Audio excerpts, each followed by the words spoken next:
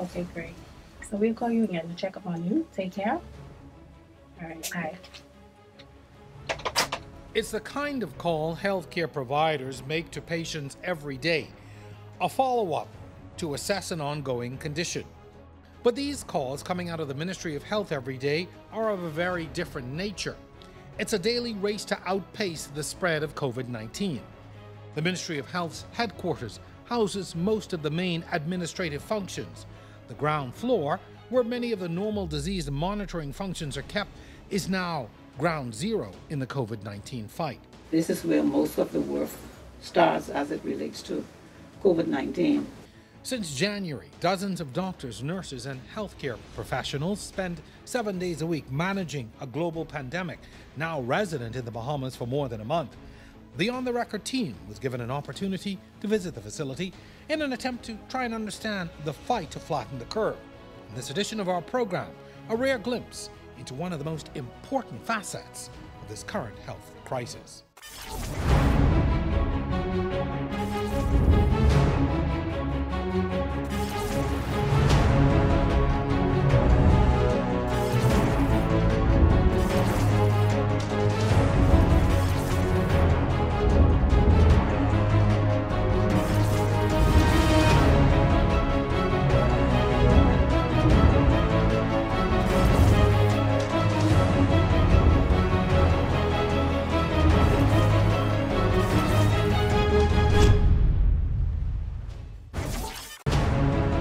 Project really pays itself back. Correct. They set up at the conference, more at the school.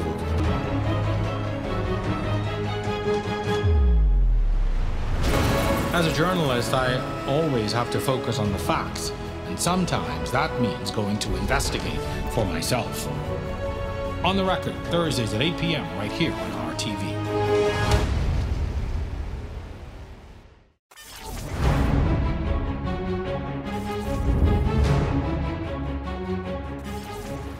There is no state-of-the-art laboratory with millions in high-tech equipment and made-for-television backdrops.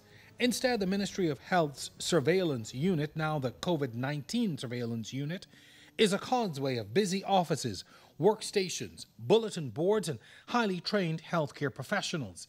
It's the nerve center for the fight against this disease. But make no mistake, the people running this facility are among the best. He was positive from...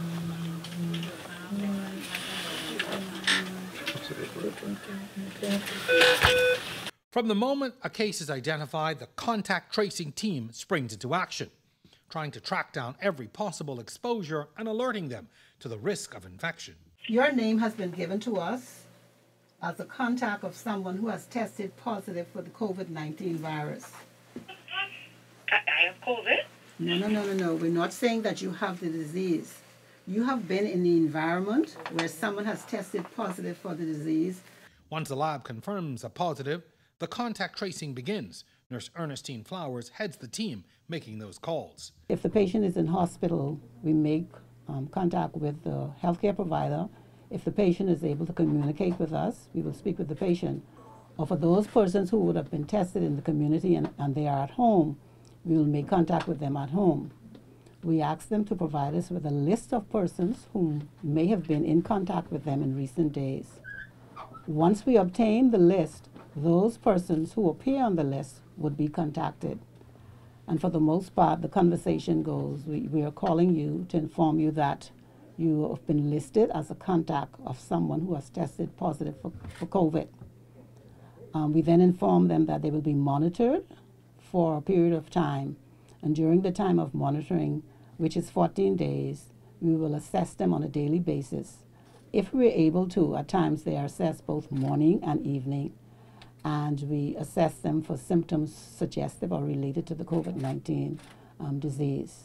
Each case generates a separate list of names who must be found, notified, and told what to do next. Because you're not developing symptoms now, you're not showing any signs or symptoms of the disease now, it doesn't mean that you may not develop those symptoms later. Okay. So what we need you to do in order to prevent the spread of the disease, we need you to be confined to your home for the next 14 days. So I can't go to the store and go buy groceries and stuff like that? Correct. The next 14 days are crucial. The individual must be contacted regularly for a health analysis. Any change or deterioration is reported up the chain. If during the 14 days monitoring they develop symptoms, they are then referred to the physicians who will assess them and make plans for them to be tested. If they do not develop symptoms during that 14 days, they are then discharged from the contact tracing process. But that's the best case scenario. Not everyone is so willing to cooperate. We have a team assembled to do that. Sometimes it becomes difficult when persons are reluctant to share names and numbers. And then it also becomes difficult when persons are not really willing to comply. And at that point, we are able to say to them that, the Ministry of Health has the authority, backed by the Health Services Act, which gives the Ministry of Health and the minister, the medical director, to carry out activities that they deem necessary in the best interest of the public's health. So once we go along those lines and we assure them that the information is kept in the strictest confidence, then we get the information. We have dealt with persons who are afraid. Then there are persons who really didn't understand. There are a lot of persons who still don't know. They cannot tell you how the disease is transmitted. And once we're able to go through it with them step by step, and a lot of times we are able to get the information and proceed with the process. But remember, not every contact means an infection. It's important to reassure them that a quarantine is simply a precautionary measure, should the exposure eventually result in a positive test result. When you look at the way the disease is spread, we know it's spread via secretions, droplet secretions, when someone coughs, sneezes, and you know that when the water bubbles are expelled from the person's mouth. If you are in close proximity of that person, at least 3 to 6 feet for a period of time, maybe longer than 10 to 15 minutes, you're considered someone who was in a close contact. Now it go outside of that, we would still try to find persons who would have been in the environment. We know that the virus is able to survive on surfaces for up to 3 days. So in that instant, those persons will be considered contact as well if they find themselves in the environment where the positive person was. But even though you have been in contact, that does not necessarily mean that you're going to be positive. Correct.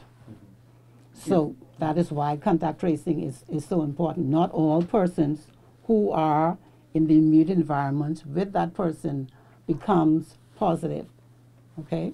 If there is a greater risk from pre-existing conditions, then self-monitoring is also an option. So those persons who are sent home during the monitoring and the assessment on a daily basis, one of the things we'd ask them if they're having shortness of breath or any difficulty in breathing.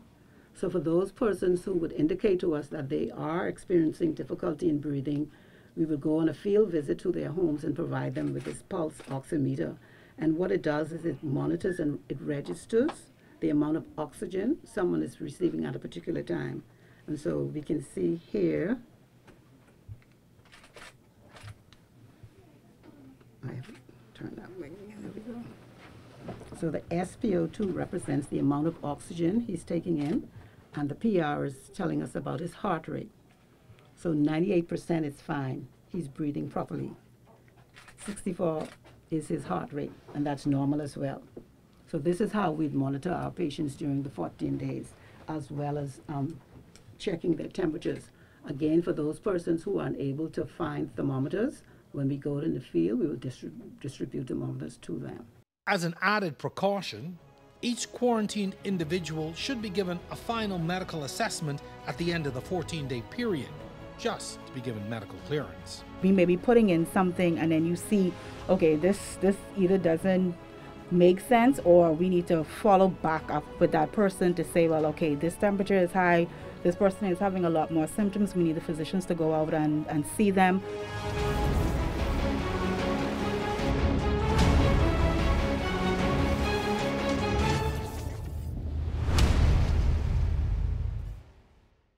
Welcome to On the Record.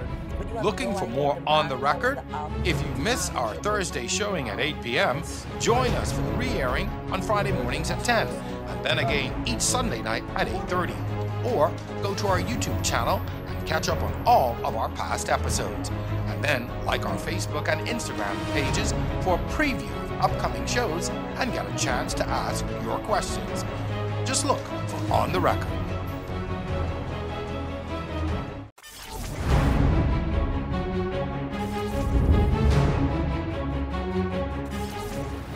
Each day, the Ministry of Health issues an update on new cases, deaths, quarantine numbers, and recovered cases. There are scheduled media briefings and high-level press conferences where reporters, on behalf of an anxious and sometimes skeptical public, grills officials. There is no room for emotions, second-guessing, or unchecked assertions. It requires facts. The data collection team in the Ministry Surveillance Unit is the first point of contact for generating those facts. Nurse Janelle Pickering is a part of a team who carefully inputs and analyzes all patient data. They try to make sense of it all and understand what's happening as the information tells different stories in constantly changing environments. So we have our daily tracking, we have our list of contacts, we have our list of persons that are hospitalized, we have our Family Island cases. So you see the ladies behind me, they're doing that as well. So Nurse Crowbrook takes care of our Family Islands. Nurse Herbalina Thompson takes care of the daily intake. So we have various stations to make sure that we keep abreast of everything that's happening through contact tracing, through the lab, through any cases that are happening, cases and contacts, that is. How intricate is this information, and what kinds of things are you putting in, and how is it changing from day to day? It goes straight across everything. So demographics, we have unique identifiers, we have addresses so that we can plot the maps that you guys see as well. We have symptomatology, so we can plot that as well. So date of onset of symptoms, we can see when our cases have started their symptoms. So we can run frequencies on all of that data. So the databases vary depending on what we're looking for, and it changes. It changes based on the cases we are seeing. It changes based on the amount of contacts we're having now. So as we get more cases, as we get more contacts, based on what we're seeing, we have to change the way we collect the information, or we may have to add something. So we may see something of interest happening, so we have to add that column now to say, well, we want to now run frequencies to see, based on that data we're getting, what's happening. Based on when you guys ask questions as well. So we may not be collecting something, and based on the interest of the country, based on the interest of the reporters, we're able to collect that data and then give you the answers that you request. Every person here is medically trained. The need for expertise is tantamount, and here's why. We may be putting in something, and then you see, okay, this either doesn't make sense, or we need to follow back up with that person to say, well, okay, this temperature is high, this person is having a lot more symptoms, we need the physicians to go out and see them, we need them to see exactly what's going on, we may need to now swab that person to see if they now are a case, or something else is happening. Because remember, even though COVID is prevalent now, we still have all of the other things that are occurring in our country. So we still have the hypertension, we still have the diabetics, we still have people getting the flu. So we have to rule those things out as well. So if they need assistance with other things, we have to make sure that we continue with that other side of medicine, not just COVID. From this information, our medical teams make potential life and death decisions, which is why giving full disclosure is essential. They're concerned. They're concerned, and because they're concerned, they're more forthright now with providing the information. And that's very important for us, because if we don't have the information, then we cannot provide the help and assistance that is needed in the country. A Bimini woman was one of the earliest COVID-19 related deaths we had. Her death and community spread in Bimini has made the tiny island a hotspot, second only to New Providence. It's one of the reasons the Office of the Family Island Information is at the heart of operations here. Every day, there's a network of healthcare providers passing along information and data collection. Nurse Ingrid Seymour coordinates that in Family Island Information. Family Island healthcare workers were given case identifiers to help them locate any potential positives in their communities. Nurse Seymour sees to it that each island has adequate test kits to help identify any suspected cases. The mandate in this office is slightly different, though. They want to identify any cases well in advance, should they require hospitalization in Nassau or Grand Bahama. In the event they have a patient who meets the case definition, they can just go ahead and swab that person. They would then call this office to let us know that the swab has been completed, and we make arrangements for the swab to be taken to the lab. If there was a so-called easy part to the Family Island defense, you could say it's the detection and testing aspects. The real challenge comes when it's time to get specimens and patients off for testing and treatment. That is why we have to communicate with them on a daily basis, because all these things can pose a problem for us. You know that the air transportation, the airports is closed, with the exception of emergency flights, of course. And so all of these things have to be taken in consideration with Family Island. So you would imagine initially before this virus hit, and even now, there was a fear factor. And so if I was to call a flight for someone with a broken leg, you find person will be more, they would be more accepted. You know, they would want to get that patient quicker than if you say, I have a patient with respiratory type illness. So you find people will be more taken back by it and want more information. That could pose a time factor or create a backlog. Thankfully, we now have the medical bubble that healthcare providers can use now. So that has alleviated a lot of the fears that is associated with transporting patients. And here's another important unknown. As resources and manpower shift to COVID-19, general surveillance and other infectious diseases continues in earnest. Despite COVID, you are still monitoring other communicable diseases. Exactly. And where we are with that. And Interesting. here on the wall, it gives you an idea of some of the things that we monitor on a daily basis wow. throughout the entire island. Ebola. Correct. Wow. Normally we have what we call reporting sites, so there are 55 reporting sites throughout the country. And on a daily basis, all of those sites are responsible for sending us information as it relates to any communicable disease. And so that we do not lose anything or misstep, we still have to keep our focus on those diseases in the event that something creeps up. So that is taking place here in this office. We have a swab that needs to be done, a nasopharyngeal, goes into both nostrils, as well as an oropharyngeal swab.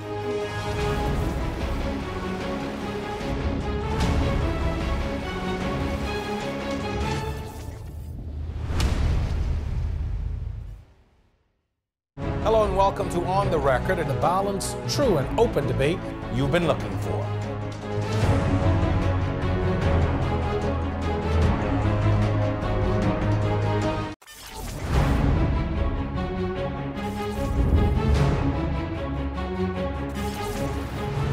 Trash container? Come on. Got it.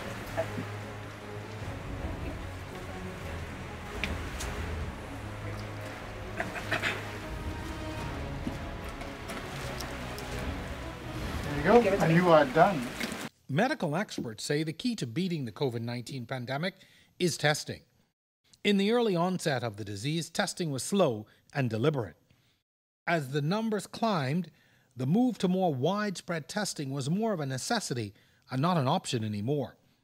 The testing unit is one of the most high-risk areas in this facility, simply by nature of what they do. Dr. Franksha Gibson is a part of a network of doctors whose job it is to test or swab potential positive patients. Once we receive that list, we then fill out a case investigation form for every individual. The case investigation form is very important. It contains demographic information as well as clinical information.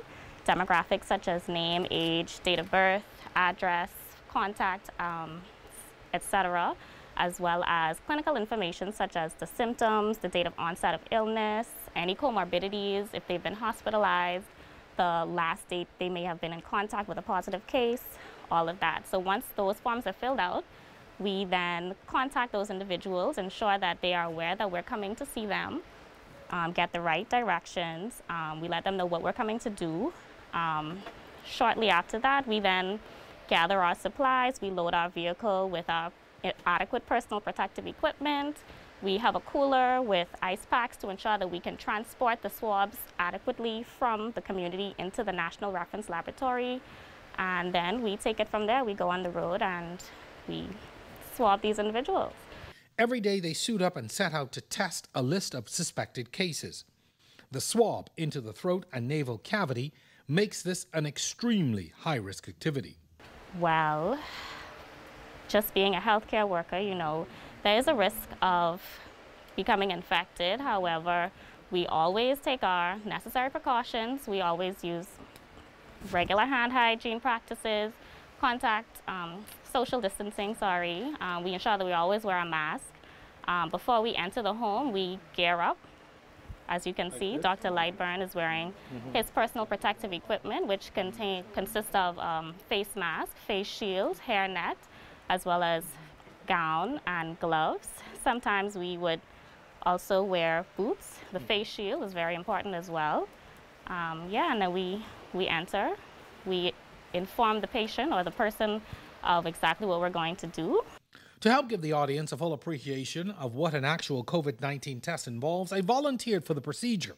As with every test, there's an in-depth health history form listing any pre-existing conditions. It's a term we've come to know as comorbidities. But that was the easy part. We have a swab that needs to be done. A nasopharyngeal goes into both nostrils, as well as an oropharyngeal swab, which we swab the back of the throat. Okay? Head against the wall, all right? So you don't move. No previous testing experience could have ever prepared for this. Open up your mouth for me, please. Hold your head back. There you go. Open it up. Tongue to pressure. Excellent. All right. Just going to swab, all right? Excellent. There you go. Specimen. Oh. One down, one to go.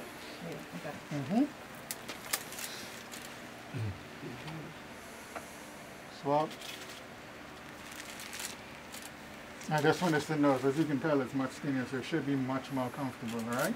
That's more comfortable. Yes. Done the initial ones we had. Oh, Pull your head up. Excellent. It's going to press in your nose so you get a direct path, okay? All right, now this is going to be a little bit uncomfortable. And out. Next side. And out. Specimen. So we take a blood sample from just about every person that we swab. It's mainly for research purposes to determine if we can use the rapid test in the future. We would like to ideally take a blood sample as we do the first nasopharyngeal swab, and possibly 14 days after we do the first nasopharyngeal swab, just to determine if, for example, we get a positive result from the swab.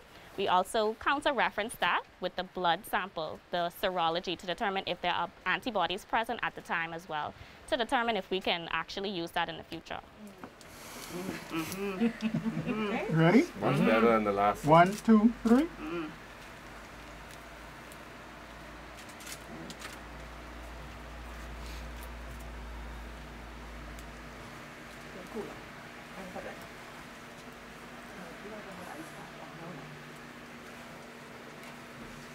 All right, so what we want to do is to get at least about 5 to 7 mils of blood for our test, okay?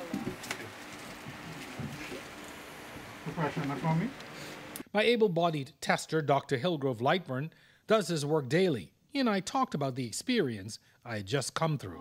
Of course, you know, the nasal swab, or the nasopharyngeal swab in this case, is much more uncomfortable as opposed to the oral swab, all right? But some people tear up, some people tend to not take it well, they tend to fight a bit, but in that instance, you'll have to know. You have to use your training and try to calm the patient down first, and then restart the swab test. So sometimes you have to restart it. So when I say restart, I mean the initial. Are you seeing a tube or a swab coming to your nose? You fight a bit, right? So you have to stop because you don't want to touch the face with the thing. It'll be inaccurate. Right. So you have to let them know, calm them down, give them some encouraging words. And then, like I said, based on the technique that I learned from doing it so many times, it tends to be less uncomfortable. All right? There is a risk when this is being done. I mean, Correct. I choked. Anything, I mean, I felt like sneezing at one point. So is that where the greatest risk is? That's the greatest risk to me, correct. That's the reason why I'm wearing my face shield and my mask. My specimen, now collected and labeled, was packaged and sent off to the National Reference Lab for analysis. So once we collect all of the specimens, we transport them in a cooler. Usually it's around 4 degrees Celsius to ensure that the swabs aren't contaminated or they go bad. So we take them straight to the National Reference Laboratory in Victoria Gardens, and we take them to Dr. Indira Martin, and she takes it from there. With no immediate threat or contact determined prior to this, I had to wait 48 hours for the results. Eventually, I received a call. Hello? Good morning. May I speak with Jerome Sawyer, please? This is Mr. Sawyer. Good day, Mr. Sawyer. How are you? I'm okay. That's good. My name is Nurse Shimon Williams. I am calling from the Ministry of Health Surveillance Unit. Good morning again. You recently had a nasal and an oral swab done to test for the coronavirus. I am calling with your results. Okay. The virus is not detected, which means you are negative for COVID-19. Oh, okay. Well, thank you very much. That's good news. I appreciate you calling. Thank you so very much. You're most welcome. Okay. But although your test is negative, I would still like to encourage you to wash your hands often, keep your area and your surfaces clean, wear your face mask in public or around others, and adhere to the emergency orders. If it is that you begin to have symptoms that may suggest COVID-19, please call the COVID hotline or contact your physician. Okay. Thank you very much. Most welcome. Have a good day. Okay. Thank you too. Before we give out any information, we have to ensure that the information is correct. And so before we do that, we would check our data to make sure, because we know how the population goes. You give out information today and you come back and tell me something else tomorrow, it's a problem.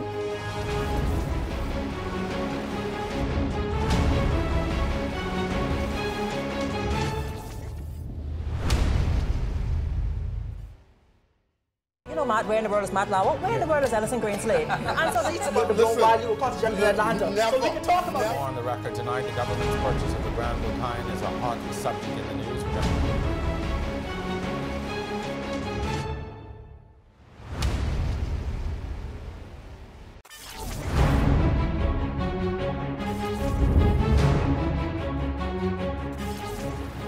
Housed well within the ground floor of the Ministry of Health are some of the best qualified medical professionals working to slow down the spread of COVID-19 here in the Bahamas. Every bit of information is collected, tracked, packaged, and passed along to a reporting team whose sole responsibility is to apprise the Emergency Operations Committee and Health Minister daily. And for that reason, every section of the surveillance unit reports in here. Team members like Nurse Gladys Capron get to see the progress firsthand and the disturbing trends. Take, for instance, the surge in the number of positives and quarantine healthcare companions. No, that's definitely not abnormal, because, you know, it's a healthcare setting. People are sick, they're coming to your facility, and so it's kind of expected in a way. But I mean, for such a small, you know, we're a small country, we only have X amount of nurses and doctors, so it can be quite taxing when you have healthcare workers who would have been contacts, and they themselves have to be taken out of the whole healthcare, you know, equation for a number of times. So it puts kind of a strain on the ones that are left until they return. It's painstaking work, often met with skepticism from a public sometimes unwilling to readily believe what's being presented. Before we give out any information, we have to ensure that the information is correct. And so before we do that, we would check our data to make sure, because we know how the population goes. You give out information today and you come back and tell me something else tomorrow, it's a problem. I don't believe them, they're hiding, you know how people go. And so that's the importance of our accurate data. And so we're very careful as to how we give it out, because like I said, data is something that's constantly cleaning, for one thing. And so until we know for sure or whatever, but I can tell you, we do every case that you get on a daily basis, we give that out as they come, every death. You know, but as it relates to maybe like the quarantine numbers, they fluctuate, some people. So the more clients, more cases you get, for sure, the more contacts you're going to get. Then when you have, so if you look at persons who would have been cases early in the game, those persons, that's been how many days past now? So 14 days, their contacts should have been, they would have been removed from the contact tracing. We no longer have to follow them. And so the numbers would absolutely be going up as we get more cases, and as persons are discharged, they would definitely be going down. As it relates to recovery, recovery is done based on individuals, because let's just say I become sick, and let's say into 20 days, you might say, well, she was case number 1. How come she is not recovered yet? If I'm symptomatic, I cannot be recovered. You understand? You have to absolutely be free of symptoms for us to deem you recovered. So I know the question is, well, they have X amount of persons, and they don't have X amount of persons should have already been recovered, and that is why everybody's body is different. So recovery will be different. Also keeping track and helping to present all of this data is Dr. Blair Woodside. So we report on the case fatality ratio, how many tests per 100,000, how many cases per 100,000, the chain of transmission, and so on. So we take it a step further as well, not just to present the information that we got. Other data that we do collect is from the case investigation forms. And the case investigation forms, which I hope you would have heard of earlier, is what every institution, whether it's private or public, they actually have to fill out a form to say we're giving the sample to the lab. And so we collect all that data, we put it in a database so that we can do analysis on positive and negative persons. And that's everything with regards to their age, their comorbidities, their symptoms. So it goes a little deeper as well. Another database that we work with is giving the information to the Bahamas National Geographic Institute and Systems, yes, GIS. And so they're the ones that actually map the cases and the contacts for us. And we're hoping to take it a next step further so that you can also see who's been recovered, who's been discharged. So it's not just all the contacts, all the cases. From the onset, healthcare providers were concerned that COVID-19 could present a high mortality rate in a population now rife with some pre-existing conditions, hypertension and diabetes, to some of the ongoing health crises that put our population at a greater risk. It's seen around the world, but we're seeing larger numbers here because we do have a population that has a lot of NCDs. When it comes to gender, in some places it may be more males than females. We are seeing that a lot of our females have it as well. But with the new cluster, that may change because a lot of them were males. So on a day-to-day basis, we want to make statements, but at the same time, this thing is ever-changing. And so it's kind of, you just want to be cautious when we make blanket statements about our cases, at least as of right now. And then also to note that right now we're doing, the sampling and the testing is very geared and focused towards certain, whether you're a contact, whether you're a healthcare worker, and we're not doing broad general testing as yet. So again, the data is I don't like to use the word bias, but it's kind of biased in that sense that it's very focused to a particular population and to a particular group and not the entire population. To make general statements may not be the best thing to do at this point. With testing now expanded to groups like healthcare workers, Dr. Woodside and her team already expect the case dynamics to change. In short, expect more cases. Obviously, the case numbers are going to rise, right? The more you test, the more they're going to rise. We can either see two things. Either we're going to have a lot of negatives and our case fatality ratio will go down, and test per 100,000, case per 100,000, those numbers will fluctuate because we're increasing in our testing. Or we can see a lot of positives, and again, all those things will fluctuate as well. And so it's just a matter of doing it and kind of seeing what happens. But to actually say that we're going to have a lot of positives or we're going to have a lot of negatives, I can't really say that. As we have seen in so many other countries, the spread of the disease to healthcare workers is concerning. With so many healthcare workers on the confirmed cases and quarantine lists, the work here has become even more urgent. I don't know if it's unique to our setting, But a lot of healthcare workers, whether it's nurses straight up to physicians, they work in various different institutions, private, public, not just the hospitals and clinics. Some people also go to homes. So I know we've heard of the word super spreaders, and so it's very important, and that's why they are our priority when it comes to testing, because they do have various roles to play throughout the community. They're an important group of people, and I mean all healthcare workers, nurses, doctors, PCA, all of them. Everyone is important because they all play roles in different parts of the community. And if you have doctors that work in different institutions, you're worried whether or not we talk about cleaning and things. The virus can actually stay on surfaces for a certain amount of time. We're not just talking about me and you passing it, but also, things that are the virus can actually be on surfaces and so on. So yeah, you worry about those things, and people are definitely taking the precautions to make sure that we can alleviate some of that spread, because some places cannot be shut down. The entire place cannot be shut down. In any war, it's important to have allies. This fight is really no different. In this case, 195 countries share information and experiences. They are compliant with international health regulations that ultimately report to bodies like the World Health Organization. All of this helps to provide critical context and experiences for the Bahamas. So what it helps to do is that it helps to, of course, like I said, we have a responsibility to ensure that we are reporting. So what it helps us to do is it helps to set guidelines. It also helps to put policies in place, and it also helps us to get any assistance that is needed.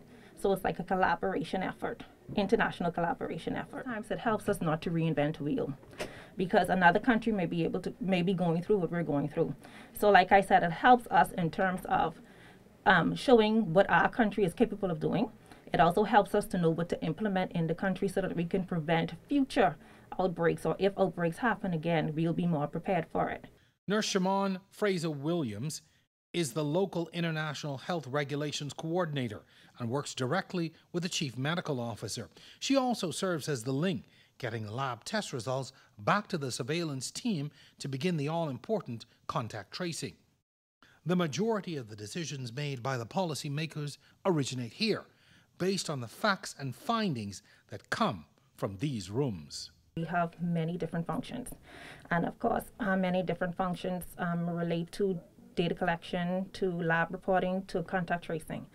And of course, as those numbers grow, and when we are also within each and every one of our respective roles, we identify certain things or trends, and we bring that to the table because we're involved in daily meetings with we call our emergency operating center, and whatever findings it is that we identify, we bring to the table so that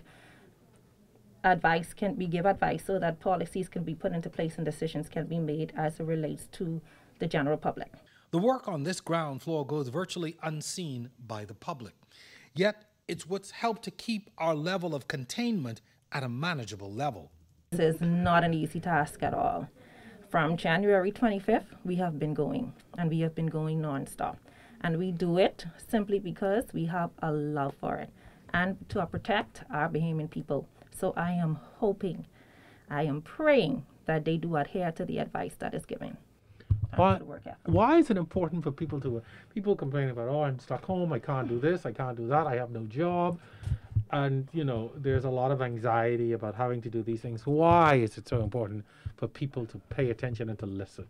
Jerome, let me tell you something. We had this discussion the other day in our office, and we even talked about the recent deaths. And as a matter of fact, all the deaths. And we sat down and we said, it's amazing for you to actually die and die alone. It was one of the most painfully staking things that we had to go through, to even discuss amongst ourselves, even though we didn't have direct contact with the patients. But because we are involved in contact tracing, we speak to the family members or friends. And that sometimes is very hard. I implore people also, because we have a category or a section of persons who can be asymptomatic and still be the ones to transmit. So you thinking that you're going out of the house, I don't have any cough, I don't have a fever, I don't have chills, it's okay. No, it's not. Because you don't really know your status, and you won't know unless you become symptomatic. Because as Dr. Lightbourne said, we have a case definition that we go by to test. So because you don't know your status, please stay at home. Adhere to the measures that the Prime Minister and the Minister of Health and the Ministry of Health has set out. Every day, these men and women must leave their homes and families to report to work on the front lines in an ongoing battle to try and slow and eventually stop the spread of COVID-19 in our country. Oftentimes at their own personal risk, harboring their own fears and frustrations. Oh yeah. Oh, most definitely it is hard. And sometimes it gets a bit emotional. But because we have a great team that we work with and the support, it helps us to get through. We all have our moments where one day one of us have a venting session. So what we do is we just allow the person to vent, because we know what we're going through and what we're experiencing, because we're humans too. And we do get frustrated when we see that there are many people on the road and we know that they don't have there's no need for them to be there. Or we see a lot of persons at the food store piled up and not even practicing the social distancing.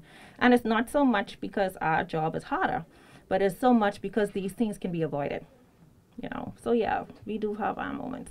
Now more than ever, the people who man these workstations, computers, information portals, phone lines, and mined data are the greatest allies in this fight to flatten the COVID-19 curve. These Bahamians are dedicating their lives to saving ours. We salute you and thank you. Our safety and survival depends on your work.